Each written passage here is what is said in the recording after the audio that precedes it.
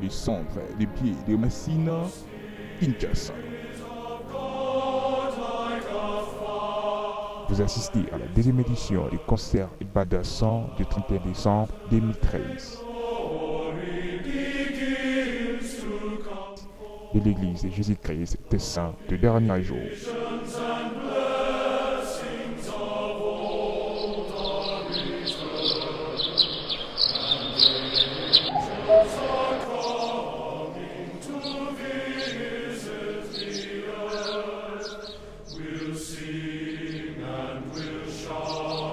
Il y aura la musique, les scènes de théâtre et plein d'autres surprises que vous allez découvrir. La musique sera beaucoup plus interprétée par le chœur des Sion du pied de Messina de l'église de Jésus-Christ des Saints du dernier jour.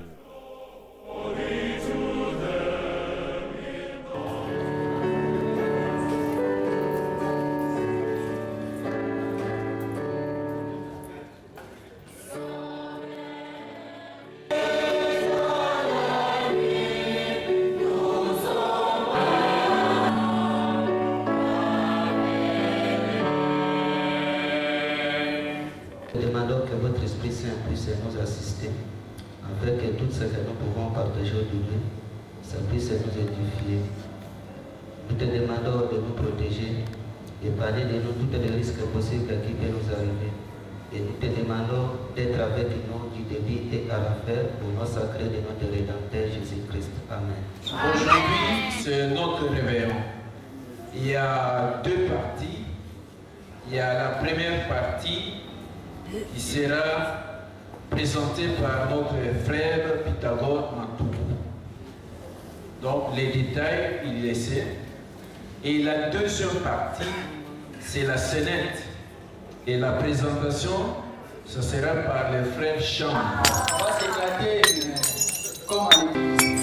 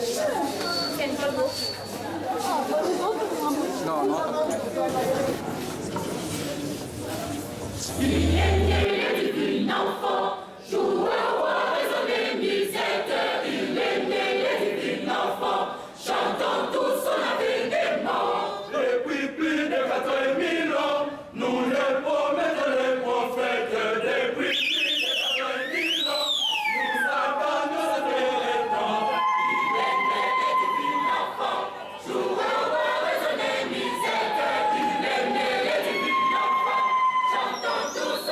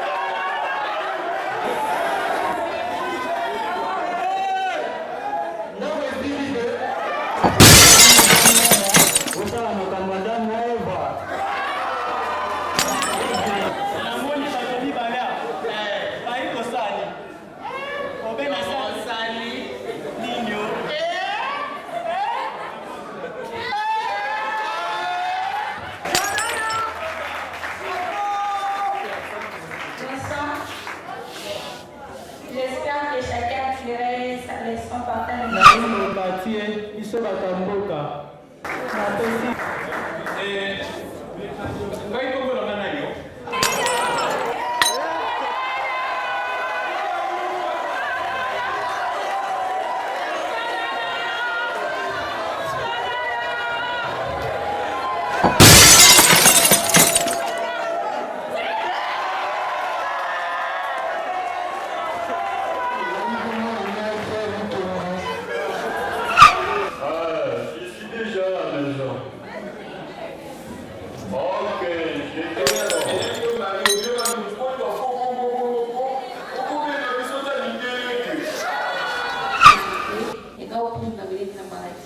Au nom merveilleux de ton Fils Jésus-Christ. Amen.